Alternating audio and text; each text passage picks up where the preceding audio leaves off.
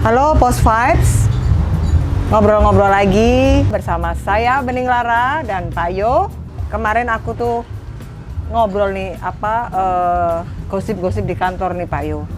Jadi staff-staff yang anak muda itu sekarang mereka itu banyak yang resign nih Pak Yo. Jadi baru kerja setahun, 2 tahun, terus dia resign. Nah, kalau selentingannya ini nih, kenapa mereka resign? Karena mereka itu nggak happy kerja di kantor. Jadi mereka stres banget, kerjaannya banyak. Nah mungkin juga bisa terima freelance dari luar. Terus kayak gini loh, kayak misalnya setelah mereka kerja, mereka tuh kayak butuh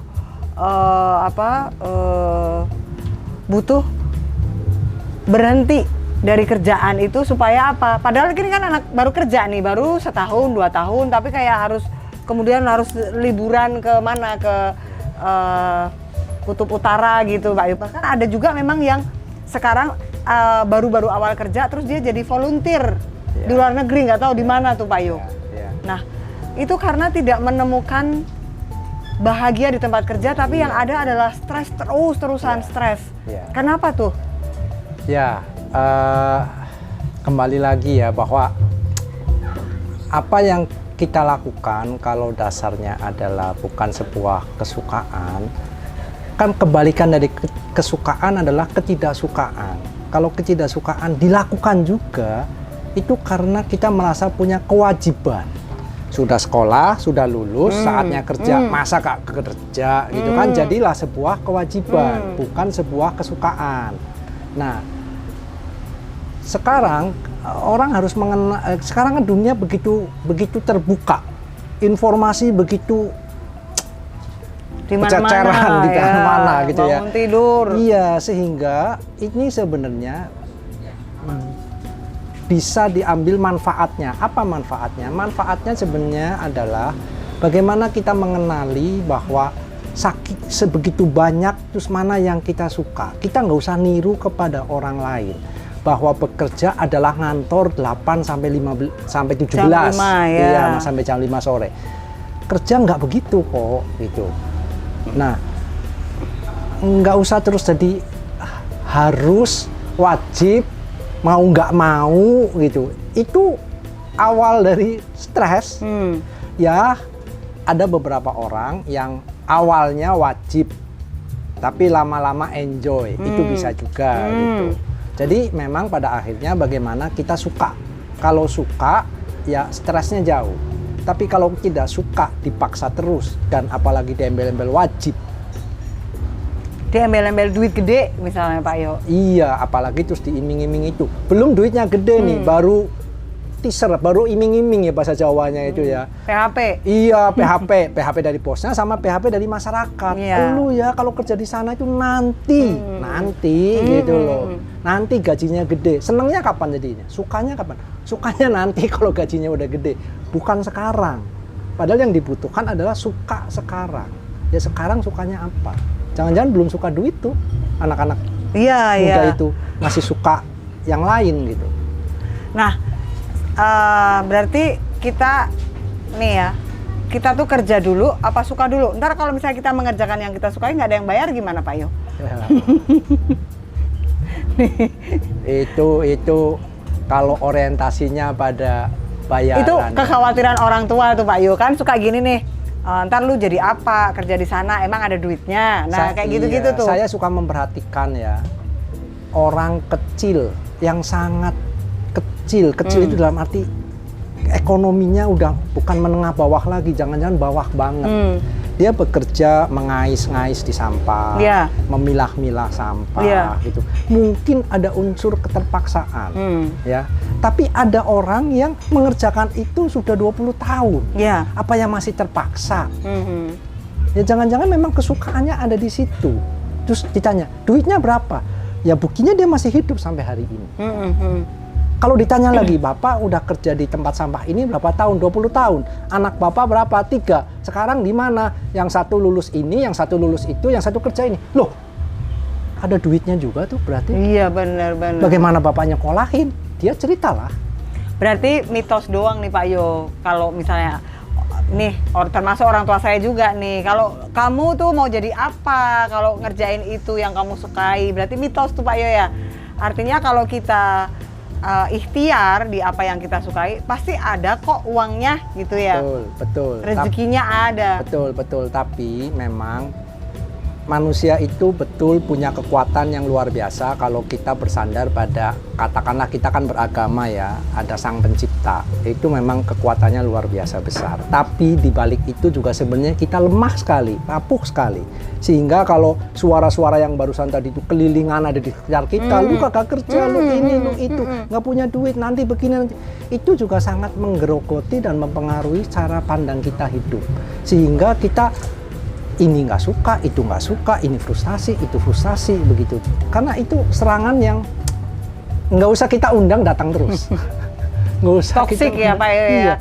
Iya, datang terus. Nah, bagaimana semua orang mengalami kalau sekarang gini, ada orang yang sudah 15 tahun kerja, sudah jadi general manager. Kalau ditanya dulunya bagaimana, mungkin ceritanya juga, gua dulu terpaksa banget kerja, gitu loh. Tapi dia bisa sampai ke jenjang general manager misalnya. Ada juga orang yang sudah kerja 20 tahun, staff ya staff aja, tetap begitu. Gitu. Nah,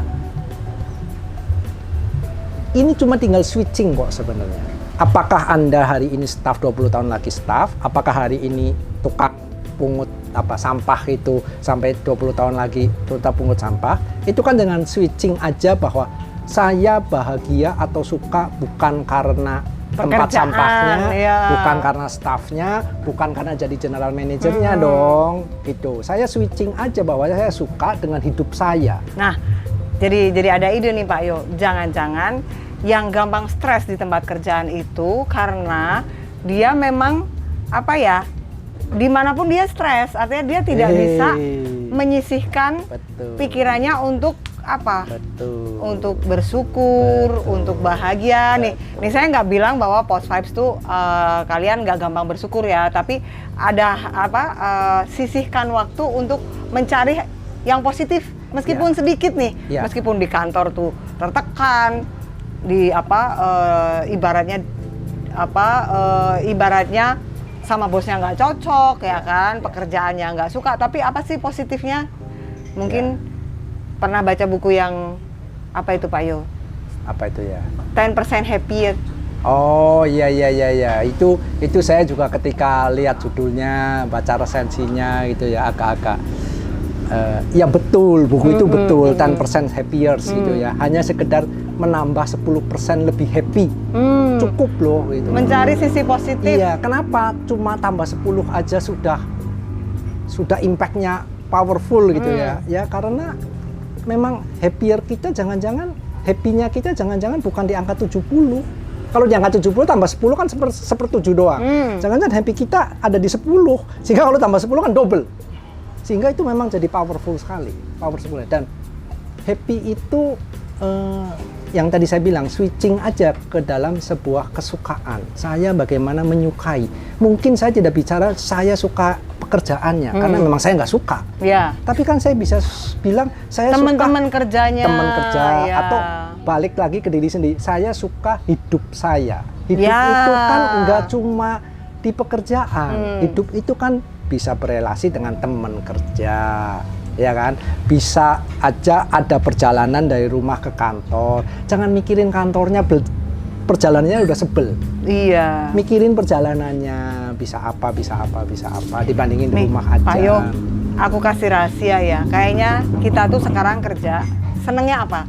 Ketemu teman kantor, gosip Pak Yo.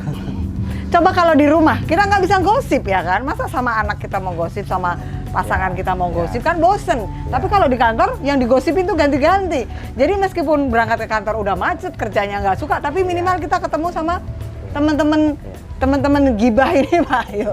Nah itu termasuk juga cara bertahan, karena kalau menurut aku tidak ada salahnya gosip, itu adalah menunjukkan kita makhluk sosial Pak Yo. Kita masih ada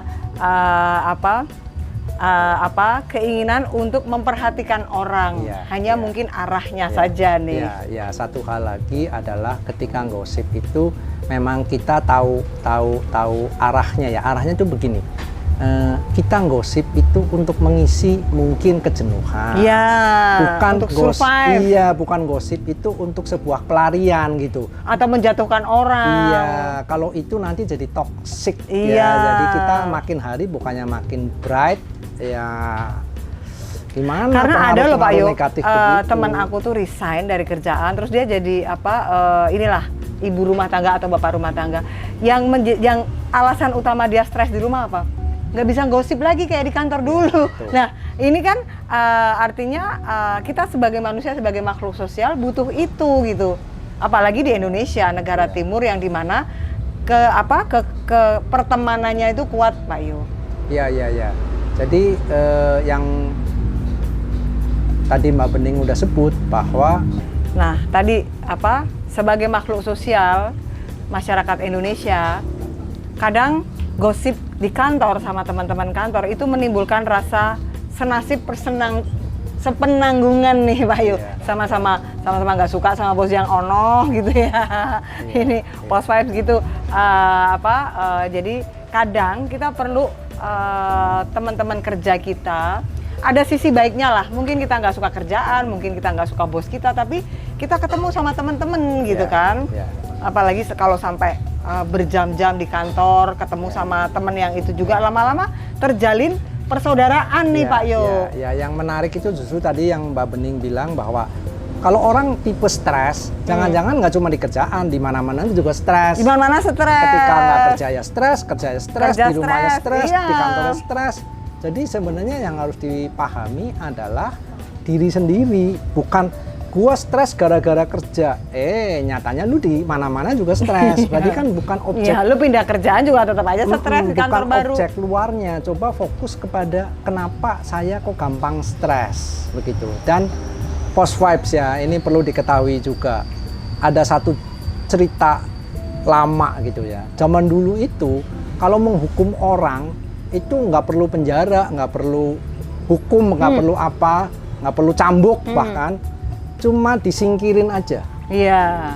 Itu stres karena tidak berhubungan dengan orang. Terisolasi. Dan stres itu mematikan dia, mati itu.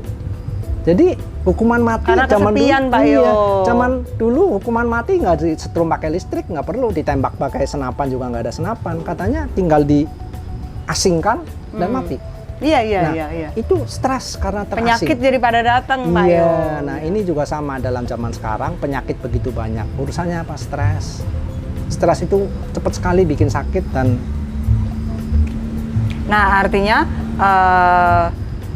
ketika kita ingin mengurangi stres di tempat kerjaan, yang harus kita fokuskan adalah stres di dalam diri kita itu sendiri. Levelnya udah seberapa terus nih? Tinggal di switching dengan kesukaan Iya. dan bahagia. Cari sisi positif di setiap pekerjaan kita. Lebih dan bahagia. sisi positif diri kita terutama nih Pak Yo. Gitu. Lebih bahagia sedikit demi sedikit. Jadi dimanapun kita kerja, kita kebahagiaannya meningkat gitu, bukan makin tergrogoti gitu. Terima kasih sudah ngobrol bareng bersama Bening Lara dan Pak Yo.